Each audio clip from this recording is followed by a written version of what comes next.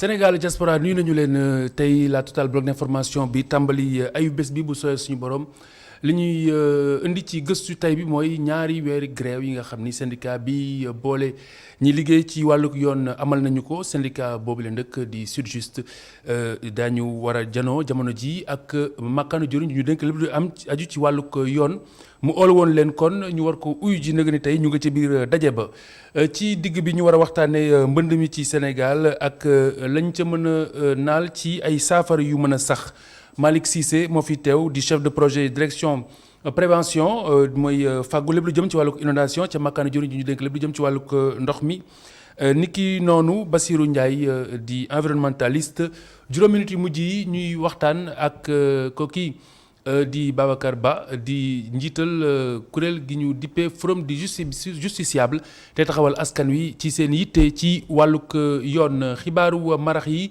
Malick Thiandoum ngeen ci àndal 19h45 ak Adama Anouchka Ba asalaamaaleykum wa rahmatulahi taala wa barakatu.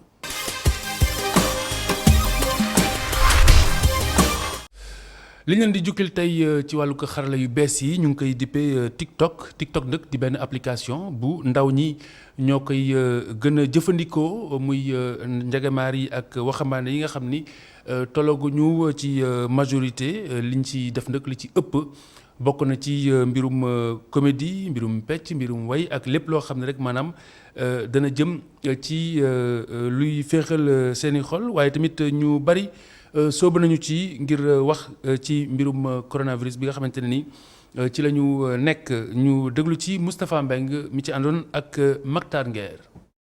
ana baax maa ngi toog kiri Cheikh ay waay tàggu leen mbaar waay. Est-ce que xam ngeen ne AVC am na rakk bu ñuy naan AIT tu le savais pas. TikTok doon réseau social bu xew lool jamono jile ak feebaru mbas mi ñi koy jëfandikoo gën nañoo yokk lool. Maïmouna Ndour day jàng wàllum wér-gi-yaram moom nag lii moo tax mu tàmm TikTok.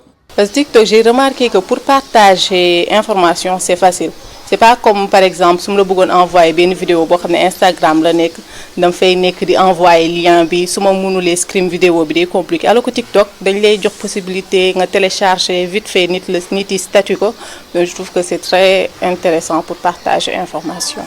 moom day xelalaate ci wér-gi-yaram lii moo ko ci dugal. man étudiante en médecine la donc et puis dëkk bii ñu nekk pays pauvre la continent pauvre lañ nekk aussi te ku feebar par exemple ba may soo commencé sama stage yi su ma demee hôpital gis ne su ma defee kenn ordonnance 5000 sax da nga koy gisaat génn muy yalwaan donc je me suis dit attends balaa nit yi ordonnance di leen fekk ak lii pourquoi pas miser sur la prévention. lu ëpp juróom-ñaar fukki junniy nit ñoo ngi koy topp ci TikTok yenn saay sax ñoo koy jox. tomb bi mu war a waxtaanee. mun na nekk peut-être ma def cours partie prévention ma ñëw wax ko wala kenn commentaire ne ma est-ce que doo wax ci lii man tam ma wax ko ci. Mao ak Ibra ñooy ànd ci TikTok ñoom ñaar ñëpp ay étudiants lañu bi mbas mi dooree ci la ñu tàmbali ci TikTok.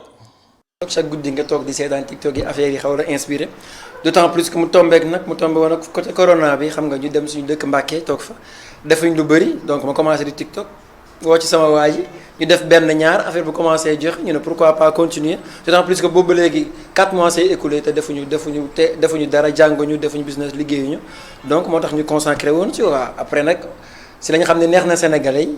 ñoom ñaar ay vidéo yu reetaanlu la ñuy def. man naturellement je suis comme ça ñi ma xam ñëpp xam nañu nii laa mel donc c'est pas un problème donc su ma gisee nit ñi di def TikTok di def ay yoon yoo xam ne man lii nii sama nature la déjà donc day yomb. seen chaîne bi am na lu ëpp fanweeri junniy nit yu leen di safoo loolu nag ñoo ngi tàmbali di ci gis seen bopp.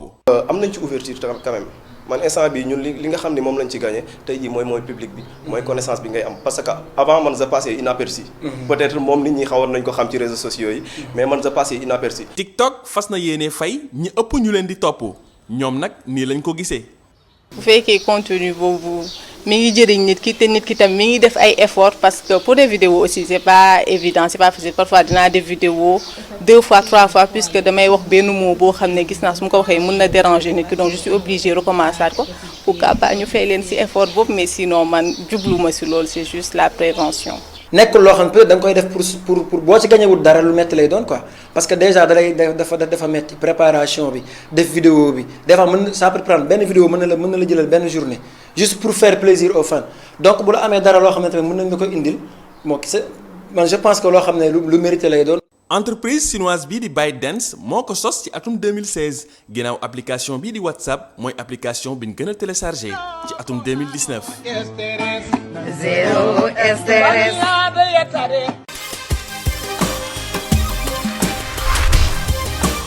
Matar Nguer jërëjëf ñu ànd ak yéen ci loolu yi di Il nous inspire ak professeur El Hadji Songe Diouf tey abbé Jacques Seck lañ leen di indil ci am njàngam ak mbooleem ay digleem waaye tamit mbooleem doxalinam bi nga xam ne warees na koo roy ñu teewlu. ki ñuy waxtaane nag mu ngi tudd l'abbé Jacques Seck doon doomu réew mi bu ñëpp ràññee l'abbé Jacques Seck moom bu ngeen ko seetloo ba seetlu jaaxal na ñu bari ndaxte moom liggéeyam wala boog njàngaleem bokk na ci wone ne lii nga xam ne dafa mel ni lu ñuy wutale kat boo ko seetloo ba seetlu mooy li ñuy dajalee def ñu benn nee na warul am xaj ak seen ci diggante nit ñi diggante askan yi ak li ci ëpp doole diggante diine yi moom dafa wax ne suñu àdduna bii di dafa dof la ko dofloo mooy li ci nga xam ne moo ci gën a fës mooy di noonoo wala xiiroo ŋaayoo goo xam ne mu ngi soqeekoo ci diine ji laa bokk diine gee nga bokk askan wi laa bokk askan wee nga bokk moom l'abbé Jacques Seck dafa wane ni suñu àdduna bii lenn rek moom moo ko mën a faj mooy ñu jàpp ne muy diine chrétienne muy diine l'islam muy diine yow ñoom ñëpp lenn lañ jàngale mooy soppante bëggante fóot xol yi nga xam ne du yow nga ànd ak moom nangu ne ni nga xam ne mooy nit nekkee ci yow noonu la nekkee ci moom l'abbé Jacques Seck dafa wane ni diine yëpp ak bu mu ci mënti doon ak boo ci mënti lim nee nañ diine yooyu yëpp lenn dong lañ jàngale ay yoon la ñu rëdd te mu doon yoon yoo xam ne ñoo ñuy jëmale ci yàlla waaye nee na yoon yooyu yëpp la leen wutale yëpp am na lenn loo xam ne moo leen tënk moo di mbëggeel nee na mbëggeel googee nga xam ne moom moo la yàlla jàngale ci diine yëpp bu dee solo nañ ko wax dëgg yàlla góomu xol góomu ruu yooyu nga xam ne ñu ngi tudd coxor ñu ngi tudd iñaan ñu ngi tudd boddi ñu ngi tudd rëy wax dëgg yàlla dina faju ba faw am na nag ab film boo xam ne jagle nañ ko titre ba nañ ko tuddee maanaam mu ngi ne imam chrétien prêtre musulman maanaam koo xam ne wax dëgg yàlla donte ci jàngu nga bokk waaye da nga mel ni ab imam la wala koo xam ne wax dëgg yàlla donte ab ci jàngu bi nga bokk ba tey boo ko seetloo sa jëfin dafa mel ni jullit kooku nag dafay wone rek ne diine l'islam diine chrétienne diine yëpp liñ ko waxee seen jeexital daal mooy def nit te def nit nag mooy delloo boromam li nga xam ne moom la def ci moom kon buñ doon tënk dañ naan abbé Jacques Seck kan mooy kooku mooy kii wër yàlla fépp di ko war ci diine yëpp ki nga xam ne neen nañ sàbbal yàlla buñ sàbbalee yàlla ñu delloo nit ki njukkalam wasalaam.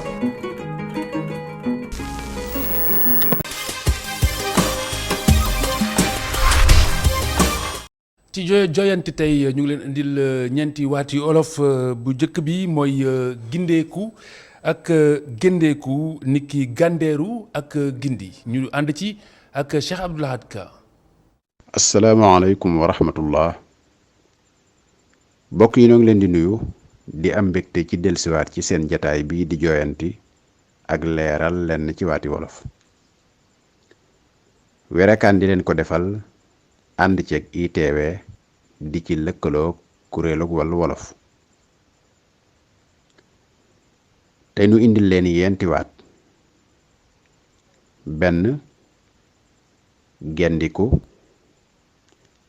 ñaar gindiku ñett gàndeeru ñeent gindi gendiku gindiku gàndeeru gindi gendiku seetlu mbir seetlu gu jan settantal ko ba mën ca génne dara mbaa nga jële ca dara seetlu mbir seetlu gu jan settantal ko ba mën ca génne dara mbaa nga jële ca dara gindiku réere aw yoon dem ba yàgg nga xamaat ko walla ñàkkoon a xam ba yàgg nga mujj xam walla daan def lu bon ba yàgg nga bàyyi ko di def lu baax ni ki nekkoon ci kéefër mujj walbatiku dugg ci diine gindiku réere aw yoon dem ba yàgg nga xamaat ko walla ñàkkoon a xam ba yàgg nga mujj xam walla daan def lu bon ba yàgg nga bàyyi ko di def lu baax ni ki nekkoon ci kéefër mujj walbatiku dugg ci diine gandeeru njëlbeenug yëg wopp ju la dal nga ne bi mu tàmbalee gandeeru tawat ji daa waroon a dem kër doktoor gandeeru njëlbeenug yëg wopp ju la dal nga ne bi mu tàmbalee gandeeru tawat ji daa waroon a dem kër doktoor gindi mooy seet def dara niki jëf joo xam ne saxaloo ko léeg-léeg nga koy def dangay jékki-jékki rekk def ko gindi mooy seet def dara niki jëf joo xam ne saxaloo ko léeg-léeg nga koy def dangay jékki-jékki rekk def ko kon mbokk yi fii lañu yem ak yéen ba beneen yoon ci yeneen i waat incha allah. ñu ànd ak yéen ci digg bi waxtaan lu jëm ci mbirum inondation yi ak la ci war a doon saafara ngir mu sax ànd ci ak Madické Cissé moom mooy chef de projet bu direction prévention ak gestion inondation ñi koy fàggu ci makkaanu jëriñ ñu denk wàllug ndox mi ak assainissement ak Bassirou Ndiaye di environnementaliste kon nuyu naa leen li ñu dese si waxtu bariwul lool waaye ñu fexe rek dem à l'essentiel ñu tàmbali déjà ak ki nga xamante ni moom mooy Cissé Madické pour waxtaanee tolluwaayu surtout li ñu fi naaloon ngir fexe ba faw tàggoo ak lu ni mel mu benn plan décennal boo xam ne tënkoon nañu ko doon ko doxal ana fu mu toll lu ñu si jot a def ak lan moo ci des. jërëjëf Khalifa maa ngi gërëm suma naataangoo bi ma bokkal plateau bi Bassirou di rafetlu émission bi di gërëm suma ay kilifa yi ma fi yebal pour ma teewal leen fii waxal leen ci li nga xam ne moom la état du Sénégal na mu ci wàllu inondation comme ni nga ko waxee en 2012 le président dafa ñëw teg lu ñuy wax le plan décennal de lutte contre les inondations mu nekk un plan bi nga xam ne dafa am ñetti pàcc benn pàcc bi mooy lu ñuy wax gestion des eaux pluviales ci loolu président daf si dugal xaalis ñu jël ay canaux yu bari réaliser ko ci banlieue bi. ci ñaata moo si dugg. dañ ko budgétiser woon à 766 milliards. mën nañ détailler plan bu nekk liñ ci def ci xaalis. mais vraiment je n'entre pas dans ces détails. mais li ma la mën a wax mooy dafa amoon phase d'urgence am phase à moyen terme am phase à long terme. donc parce que kenn dajalewul 700 milliards yëpp. donc dafa amoon ce qu'on appelle la phase d'urgence moyen terme et long terme. maintenant si ñetti pàcc la ñu tënkoon plan bi. mooy li ñuy wax aménagement restructuration et relogement. gestion des eaux pluviales et aménagement du territoire. su ñu jëlee wàllu restructuration et relogement. le plan décennal a eu à réaliser 2000 logements au niveau des cités Tawfekh Yaakaar. cela c'était pour reloger toutes les personnes nit ñi nga xam ne dañu nekkoon ci xur yi. nekkoon ci yoonu ndox yi. pour ñu mën fa jëlee ñooñu pour mën a ubbi. canal yi ci loolu la ñu jëlee ay nit boo jëlee fu mel ne Waxinaan dañ fa jëlee plus de 200 personnes ñu ADM jaar fa def fa canal bu mag bu jugee Djiddah Thiaroye Kaw jaar Bagdad jaar Étage Madiale dem Waxinaan dem Lat Curuur ba géej ba pare ñu bàyyi leen espace bi nga xam ne daañu fa mën def école mën fa def marché mën fa def case des tout-petits et cetera donc noonu ñu ko defee Waxinaan noonu lañ ko defee route de Boune jëm Kër Massar Yëmbal noonu lañ ko defee Benn Baraak noonu lañ ko defee ci gox yu bëree bëri ci biir Dakar. très bien mais ba tey solution amagul. ba non ci loolu. damay terminer mais parce que bu ñu xasee ba reloger ñooñu ñu def ce qu'on appelle gestion des eaux pluviales. État réalisé beaucoup de canaux. plus de 10 000 kilomètres de canaux plus de 10 000 mètres linéaires de canaux ont été réalisés dans la banlieue. Rien qu'à Kër Massar aujourd'hui ADEM a réalisé 8 000 mètres linéaires ou 8 kilomètres de canaux de drainage. nga jël Dalifort même chose. nga jël Djiddah Thiaroye Kaw ça fait plus de 1300. donc total bu ñu ko jëlee li ñu def ci canaux ci biir banlieue bi ça fait plus de. très bien 10 000. donc Bassirou Ndiaye yow ban jàng nga ci amal est-ce que loolu mooy solution bi parce que solution bu doyoon la parce que image yi fi gën a choquante yi nga xamante ne gis nañu ko dernièrement mooy gone yi nga xam ne ñu ngi woon ci ndox mi ngir seen njeextalu examen bi parce que ñoom noonu lañu ko waxee ñu ne épreuve yi leen dese woon ci njeextal bi la woon yow ban jàng nga amal ci plan décennal boobu ndax yaakaar bi ñu ci amoon au départ yaakaar la bu sax wala yaakaar la bu tas. Merci Khalifa maa ngi nuyu sama naataango monsieur Cissé voilà pour man le constat est là Sénégal yëpp gis nañ li xew donc que ce soit 10 000 linéaires 20 000 linéaires les inondations continuent donc il y a pas de solution am na évolution mais il y a pas de solution donc il faut qu'on tende vers les solutions te pour man pour être très rapide parce que temps bi doyul la solution radicale serait de ñu changer réseau bi parce que réseau bi mënu fi nekk depuis avant l'indépendance ba léegi nit ñi yokku immeuble yi yokku tabax yi yokku donc rejet yi yokku ba pare rejet fi muy jaar nekk lu ndaw moo tax da ngay gis côté Fass côté Médina yenn si quartier yi day am refoulement donc ça il faudrait changer bu fekkee nag parce que assainissement du compétence décentralisé. Donc ça ne peut pas être sous la responsabilité des collectivités locales. Parce que ñu bari mairie la ñuy joxeñ. Mairie xamuñu c'est pas une compétence transférée. Je suis désolé nit ñi dañuy yuuxu mairie bi liggéeyul deful dara non c'est l'État. dina État jël ay responsabilités mais je pense qu'on est bien ki ñu jàkkaar loolu moom loolu mooy liggéeyam. mais ñi ñu déplacé ñëpp gis naa ni déplacé nañ leen mais dañu dem fekk fa ay problèmes. Surtout problème de sécurité. te loolu nit bu demee ba jaaxle ñëw ci yow nga ne ko dinaa la dalal mu dem fa nga koy yebal mu dem gën fa jaaxle. njàqare day jéggi dayoo. c'est vrai donc tey je pense qu'il faut ñu waxante dëgg.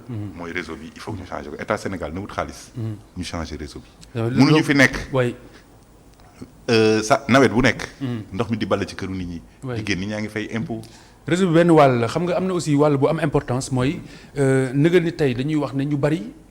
ñoom ñoo dem dëkk ci zone yoo xamante ni kenn waru faa tabax mooy zone yu ñu tuddee zone non aedificandi ba pare di kaas naan ndox mi dañ leen seetaan ak ndox mi loolu benn fànn la mais li ci gën a troublant mooy am na ñoo xamante ne nii ay promoteurs immobiliers ñoo indi seen ay maquettes mobiliser seen ay koppar comme li xew cité Cyprès barka démb loolu ban responsabilité la ci état bi am ci promoteurs yoo nga xamante ni dañuy indi ay maquettes jaay ko nit ñi ba nit ñi gëm ko bokk na Cyprès sax moo defar cité boobule ba noppi ndekete assainissement bi ci waroon amul loolu lan moo ci parce que bu dee état bi seetaan na ñi mu waroon jox autorisation xëy na joxu leen ko walla jox na leen ko ba ñu tabax ba loru mu këppuwaat ci kawam ñii moom dafa mel ni yoon sax. moo leen maanaam moo leen boot bi ñuy dem. jërëjëf Khalifa ci loolu nga wax. solution yi nga xam ne moom la état jël aujourd'hui pour vraiment anticiper parce que au niveau du ministère on a mis un projet qu'on appelle le projet de gestion intégrée des inondations. loolu mooy anticiper mais déjà li ñu gis. waaw comme erreur non. kan mooy fay les pots cassés. non dama ne. bu ñu jëlee projet boobu li muy permettre mooy. dafa am li nga xam ne moom la ñuy wax la connaissance du risque. parce que tey jii xëy na Cyprès ba muy defar foofu science développé wul ba ñu mën a xam ne foofu tey jii zone non aedificandi la parce que n'oublie pas. science développé non dama ne dégloo ma dama ne en 2020. non mais Cyprès c'est pas 2020. Cyprès 2012 les gens ont construit au niveau. mais l'expertise est plus là. J'ai dit que la Cyprès a commencé à construire en 2012. En ce moment c'est développé wul woon nii mu développé tey. La zone même chose parce que quand il y a les inondations au niveau de Cyprès nous avons superposé toutes les cartes de la zone depuis 80 pour voir l'évolution de la zone. Population bi ñëw tey jii autour de Cyprès muy Al Azhar Cyprès Al Azhar Serigne Mansour. Colgate toutes ces cités là qui viennent de s'adjoindre au niveau de la Cyprès. dafa bouleverser carrément les gens s'imperméabilisent. Ce qui fait que donc le volume d'eau devient très important. Vraiment je voulais pas m'attarder sur Cyprès en point parce que je sais que l'assainissement pose problème parce que l'assainissement de Cyprès am na. non je termine problème urbanisation en même temps. non ça c'est les cités les mieux loties au niveau de à ma connaissance. Al Azhar Al-Azhar, c'est Cyprès, c'est bien loti. Vous prenez Serigne Mansour, c'est bien loti. Vous prenez Colgate, c'est bien loti. Avec réseau d'assainissement. Non, justement, il n'y a pas le réseau d'assainissement eau pluviale. Et au niveau de la direction, nous avons déjà mis en place un programme pour prendre en charge l'assainissement eau pluviale de la cité Serigne Mansour pour aller vers comment le est canal. responsable bi pourquoi ñu def la charrue devant les bœufs kan mooy responsable bi kan moo war a fay. Non, mais pourquoi ñuy fay lan la ñuy fay parce que su fekk moi je pense que non fay assumer ay responsabilités laa bëgg a wax. voilà ce qu'il y a mooy inondation am na mais ña fa dëkkoon ñëpp xam nañ ne ren la inondation mel nii parce que li indi problème bi. mais peu importe ren wala déwén c'est que foo xamante je dis que parce que da ngay tout mobiliser simplement ay nit ñu liggéey ñax ñëw. investir seen ay il faut comprendre ce sont les populations eux-mêmes qui l'ont dit hein, les délégués de quartier le comité de gestion bi nekk Cyprès ñoom ñoo ne. ils n'ont jamais connu des inondations pareilles parce que chaque année dañ daan jël la voie derrière. décaisser ko en attendant et Cyprès a prévu de faire une route là-bas. daf ko doon décaisser pour que les eaux puissent être canalisées directement vers le canal. Malheureusement il y a une opposition des populations yi nekk derrière Cyprès. loolu moo indi la difficulté cette année. alors pour dire que. alors Bassirou yow noo gisee mbir moom ndax politique moo si ëpp. politique amu si. wala non mais je veux dire man du ma dugg ci domaine politique bi. politique amu si. du ma dugg ci domaine politique bi mais dañuy wax. mais am na si tout de même parce que am na xamante ni courage la laaj. waaw xam nga lan mooy dëgg. médecin après la mort laa gis.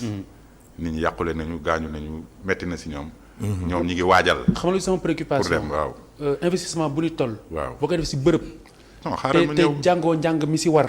du dem njàngat ka ba pare. du dem xam nga Cyprès. buy tabax. ñoom autorisation yëpp nguur a koy joxe. yëpp de A à Z lu toll ni Cyprès déjà. non déglu ma rek. xam nga booy tabax nga am su yenn superficie yi. buñ koy tabax nguur autorisation yi moo lépp kuy tabax nguur a lay jox kayit. moo lay jox lépp. Cyprès plan bu mu présenté nit ñi. war nañu ñëw vérifier ko état. war na jël dossier bi teg ko xool ko saytu ko. parce que état ñun ñoo ko fi teg. kon état mooy suñu garantie ci kaw. ku ñëw mooy wax ak yow ba mu leer mun na la demal defalal askan bi bu leerul mun na la taxawal bëgguma sama askan loolu. loolu mooy yoonu carte gi. mais aujourd'hui loolu amul. état day wax ak société bi ñoom ñu gérer ni mu leen arrangé population yi yuuxu lañ dëkk. vraiment bi ñu juddoo ba léegi ñu ngi yuuxu. yuuxu bi du jeex. ça kooku moom faut pas qu'on se leurre il faut que ñu changer méthode. mais est-ce que problème bi transcendé wul sax problème inondation bi. Khalifa les inondations c'est partout au Sénégal manque de rigueur bi. ak laxisme bi ñuy faral di nemmeeku même si tabax yi nga xamante ne boo tabaxee ren bu ëllëgee bu tawee moment ba. yooyu yëpp dañuy laaj. fan la autorité yi nekk autorisation yi fan la jógee ak lu tax ñu koy joxe. parce que soo ma nee zone non aedificandi yi. ñoom ñoo fa dëkk. je suis d'accord ñoom ñoo fa dëkk. te kenn sañu leen faa jëlee. foofu mais nee na études yi avancé wul woon. kon ñoom it mun naa la ne seen xam-xam yeggul woon foofu pour ñu saytu ko. loolu laa la mun a tontu par rapport ak li nga wax. et effectivement population yi mën nañu ñëw mën nga leen nax parce que maquette boo leen ko wanee. ils sont pas spécialistes. xamuñu si dara maquette bi day rafet ñu am doomu immigré mu génnee ñu jënd yaay jënd ñu nax ko. doom bi ñëw gis situation bi ñu dutul mun dem loolu moo fi am. alors que zone nidificandi yi. ku sàcc léegi police jàppale léegi. nguur àtte la. ku rey nit. c'est vrai boo demee Kër Mbaaw par exemple am na kër yoo xamante ni seen i borom bu ñu contrôler fay pareeguñu. oui. te dañ ko fa mujj a bàyyi. les zones non aedificandi yi foofu si woon ak yow dama ne la. les zones non aedificandi yi il faut ñu wax ko ci wolof mooy fii ndox mi. xur yi fii ndox mi këru ndox mi. fii ndox mi dëkk. ku fa tabax ndox mi fekk si la. ku bàyyi sa ànd dem ci àndu jàmbur. ndox du bàyyi yoonam. voilà ndox du bàyyi yoonam. donc aujourd'hui nguur moo xam loolu. nguur moo wala baliser. ni fii kenn du fi tabax. à partir de fii jëm fële la ñuy tabax loolu laa la wax dama ne la loolu mooy dëgg. mais ñëwoon naan la ay sëkkal mu jóg ak. non ay si c'est comme ça ça se passe. sëkkal mu jóg ak. gymnastique bu dul jeex. alors que kayit yëpp ñoo ko signé bind ko kërën kërën. les gens se retrouvent au tribunal ñoom nguur seen yoon nekku ci nguur machine la. amuñu yërmande. mais loolu moo dul yoon askan bi sonn nañu. élèves yi nekk si ndox bi comment ça se justifie. moi j'ai été traumatisé. li ma doon wax mooy li mu wax nii. programme bi ñu teg muy PGIS bi. foofu la jëmee Sénégal non on a démarré bu fekkente ne yow yaa ngi si bu fekkente ne les programmes c'est sur 9 mois. xam nga le dama ne la 3 mois yi def taw programme waru ci am. xam nga le plan décennal. on avait le plan Orsec. le plan ça n'a rien donné. léegi ñu indi plan décennal. non doucement plan décennal bi moo gën plan Orsec bi. mais xam nga je suis d'accord. xam nga plan décennal bi am na sax lu mu jur. waaw loo xamante ne nii moom laa wax moo gën plan Orsec bi. am na sax lu mu jur. waaw waaye plan la boo xamante ne nii ba tey fajul. non mbir mi parce que dama yaakaar ni paracétamol il reste des manquements on est d'accord paracétamol la comme ni ñuy def ci centre de santé yi lu la jot di jox la paracétamol nga naan même chose su baaxul woon c'est la même chanson on connaît ce refrain compléter le programme de gestion intégrée bu fekkoon plan décennal bi baaxul bailleurs yi du ñu dugal seen xaalis ci biir Sénégal pour gën a jàppale wàllu xeex mbënd ça c'est politique non non bu ñuy bailleur waxtaan yomb Bassirou na le bailleur tu vas jamais l'amener dans la classe là remplie d'eau tu le feras jamais mais bu ñu jëlee classe boobu remplie d'eau tu sais qu'à côté il y a une station de pompage. Mais pourquoi ça n'a pas fonctionné? Non, défaillance day am. Kan moo créé défaillance bi? Mais défaillance mën na am léegi si émission défaillance mën na am léegi si émission bi ñu nekk. Non, moi je connais pas mais je dis que non, je ne connais pas. Non, mais quand même mais il faut faire sur le terrain. Yow je ne connais pas. Si tu vas sur le terrain, tu verras que il y a une station de pompage. Station de pompage yi ban structure moo gérer les stations de pompage? Est-ce que tu sais qu'il y a plus de 20 stations de pompage? Non, ça c'est pas important. Non, c'est très important. Boobu lu tax fonctionné wul. C'est un dysfonctionnement. Les 20 stations de pompage sont gérées par A, B, C jusqu'à 20. Je ne peux pas te le dire. Non, waxuma loolu. Mais il y a quelqu'un qui gère les stations de pompage. Non. Attention, il y a plusieurs structures qui ont des stations de pompage. Ana ONAS.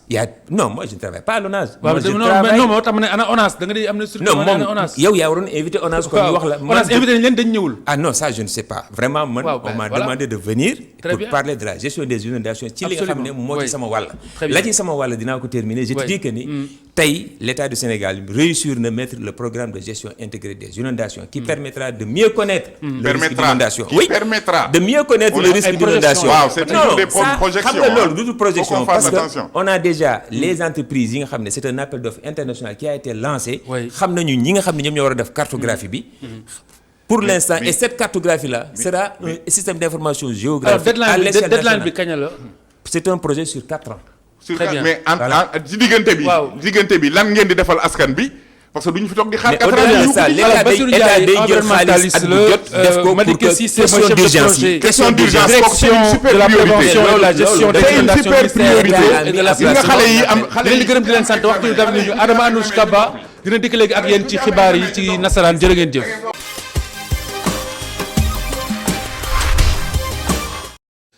Je vous l'annonçais tantôt, le dossier du soir s'intéresse à la grève du SYTJUST, le syndicat des travailleurs de la justice. Depuis 2 mois, les greffiers sont en grève. Ils ont été remplacés par des greffiers ad hoc, mais le service rendu ne satisfait pas les demandeurs. Certains peinent à avoir un papier administratif, comme qui dirait que les remplaçants n'arrivent pas encore à combler le gap. Un dossier signé Céline Mbaye et Boubacar Dieng. Parce que depuis 8 mois, je cours derrière le tribunal pour un certificat de nationalité pour mon beau-frère. Un ras-le-bol qui met cet homme dans tous ses états. Depuis 2 semaines, il fait des va-et-vient au tribunal de Dakar, mais il n'arrive toujours pas à avoir les papiers administratifs qu'il convoite. Depuis le 24 février 1953, on me dit d'aller voir Madame Ndiaye. On m'avait donné rendez-vous le 10 mars 2020. Je suis venu le 10 mars, je n'ai trouvé personne. Je reviens encore, on me dit d'aller voir Madame Ndiaye, bureau numéro 7. Mais cette Madame Ndiaye, je ne peux pas la voir. Je ne peux pas voir Madame Ndiaye. Où est mon dossier? Je ne sais pas. J'ai fait tout pour avoir ces dossiers-là. Je suis rendu au ministère de la Justice. J'ai fait 4 fois la navette au ministère de la Justice pour régler ces papiers-là. Jusqu'à arriver à avoir ces papiers. Mais maintenant, on me fait traîner comme ça. Je ne comprends plus. Je suis revenu aujourd'hui, les gens qui sont là ignorent tout ce qui se passe. Alors donc, je ne comprends plus. Pour Babacar Fall aussi, malgré le remplacement des greffiers grévistes, le travail est toujours au ralenti. Bon, avant c'était plus rapide, mais depuis la grève, tout est au ralenti dans ce tribunal. Les audiences, il y a beaucoup de renvois, les papiers administratifs, c'est très difficile de les avoir, très difficile. Amar Matidiaou craint même de perdre ses documents qui dorment au palais de justice depuis presque 8 mois maintenant. Depuis le 15 juin, les greffiers sont en grève. Des greffiers ad hoc composés de gardes pénitentiaires et de gendarmes les suppléent alors après une formation accélérée de 10 jours. Mais force est de reconnaître qu'avoir un papier administratif au tribunal de Dakar devient de plus en plus difficile selon nos interlocuteurs, pour qui c'est toujours le chemin de croix. Boubacar Dieng, bonsoir. Bonsoir Khalifa. Alors, après avoir vu le reportage, on se rend compte que la mayonnaise peine à prendre encore. Oui, elle peine à prendre parce que donc, les greffiers ont été remplacés par d'autres, des greffiers ad hoc composés de gardes pénitentiaires et de gendarmes. Mais ces gens-là, il se trouve que d'après ce que nous avons rencontré, qui étaient venus pour avoir des papiers administratifs, donc ils n'arrivent pas. Judiciaire ou encore, oui, certificat de nationalité. Donc, comme M. Mor Mati Diaw, il a fait beaucoup d'allers-retours entre le tribunal et chez lui depuis 8 mois plus, c'est-à-dire 6 mois et les 2 mois de grève du Sud-Just. Donc, depuis lors, il n'arrive pas à avoir un certificat de nationalité. Il y a même son frère qui a quitté la Côte d'Ivoire pour venir en audience. Mais pourquoi? Qu'est-ce qu'on lui sert comme argument? Donc, on lui dit qu'on ne sait pas où se trouve votre document. Donc, on lui a avancé un nom, donc le cabinet 7, ou bien il y a une certaine Madame Ndiaye qui serait là-bas, mais là aussi, il n'arrive toujours pas à trouver cette Madame Ndiaye. Ce qui révèle qu'aucun dossier n'est encore numérisé. Non, pas encore numérisé, et c'est ce qui fait que le travail aussi est au ralenti, et ceux qui veulent avoir des papiers souffrent énormément. On espère que la grève prenne fin bientôt, parce que normalement, la rencontre devrait être en cours avec le garde des Sceaux. Bien sûr, elle est en cours, c'est entre les greffiers et le ministre de la Justice, donc c'est toujours en cours, mais on espère qu'au sortir de cette rencontre-là, donc il y aura des solutions à cette grève, parce que bon, c'est inadmissible que la justice sénégalaise soit pénalisée pendant 2 mois, 2 longs mois pour toute population qui voudrait avoir... Ça commence tout de même à tirer en longueur. Oui, ça commence à tirer en longueur et il faut que ça cesse. Merci beaucoup Boubacar Dieng. Je pense que cette dernière phrase sera attribuée aux justiciables que vous êtes. Et sur les 5 dernières minutes tout à l'heure, nous recevons bien entendu, nous serons en ligne avec Boubacar Ba, qui est le président du Forum des justiciables.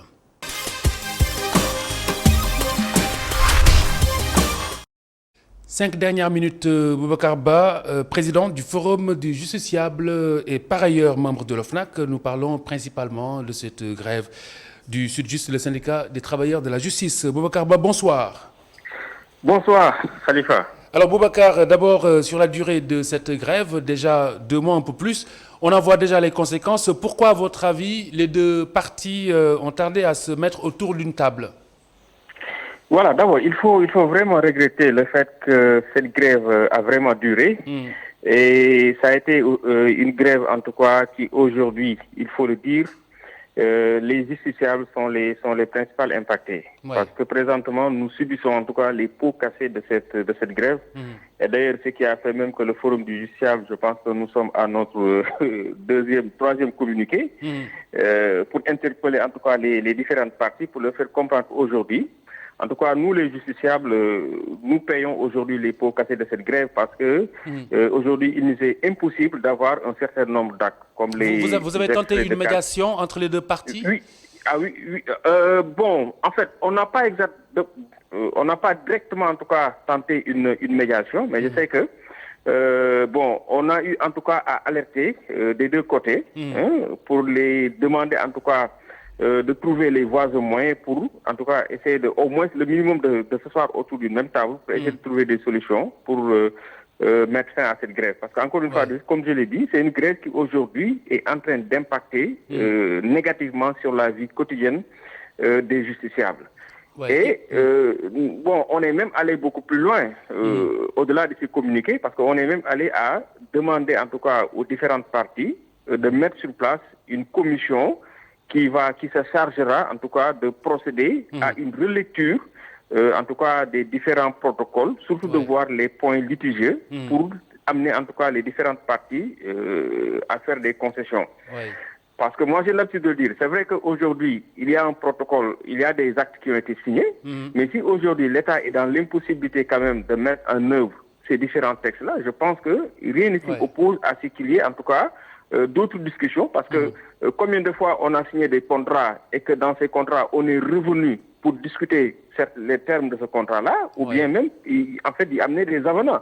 Donc si aujourd'hui l'État est dans l'impossibilité de les accorder, en fait d'exécuter ces contrats-là, moi, ces décrets-là, je pense qu'aujourd'hui, rien ne s'y oppose à ce qu'on mette sur place une commission pour rediscuter, en tout cas, voir les points litigieux pour essayer de trouver en tout cas des consensus, en tout cas autour de ces points-là. Mais également, Khalifa, il faut déplorer le fait que, parce que moi je pense que le Sud-Juste devrait faire également poser un acte de patriotisme. C'est-à-dire que quand vous partez en grève, il faut observer ce qu'on appelle le minimum de service. Il faut également penser à ces milliers de citoyens. Il faut penser à ces milliers de justiciables qui aujourd'hui sont vraiment impactés parce qu'ils n'ont pas pu avoir un certain nombre d'actes.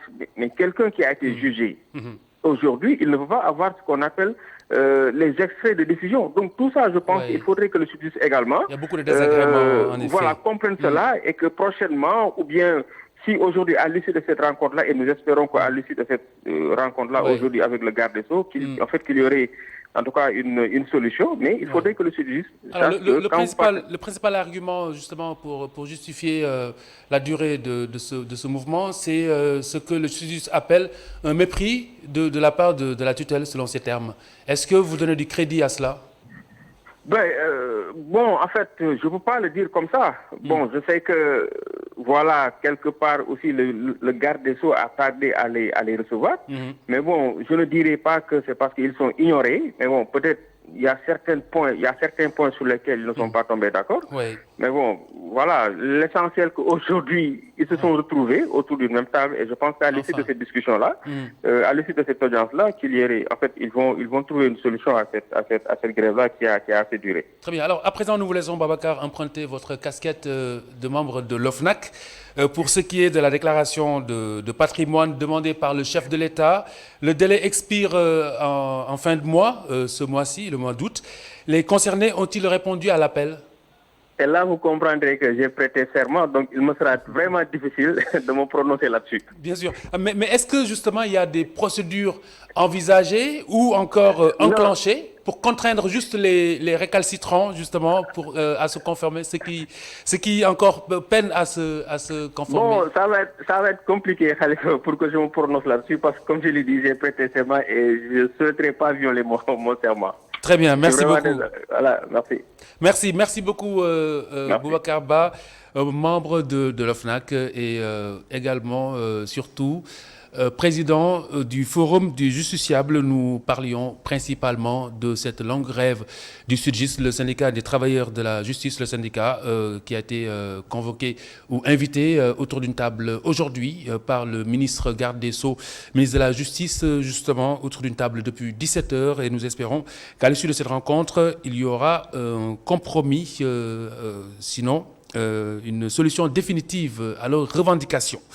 À suivre ce soir sur ITV Paulina, votre série Veto, votre émission consacrée aux animaux, et puis Arène sénégalaise pour clore la soirée avec Ngagne Diagne et Malik Tchandoum. Bonne soirée sur ITV. Je vous retrouve demain, 18h30 pour une nouvelle édition, la deuxième de la semaine de la Total Bloc d'information. Merci.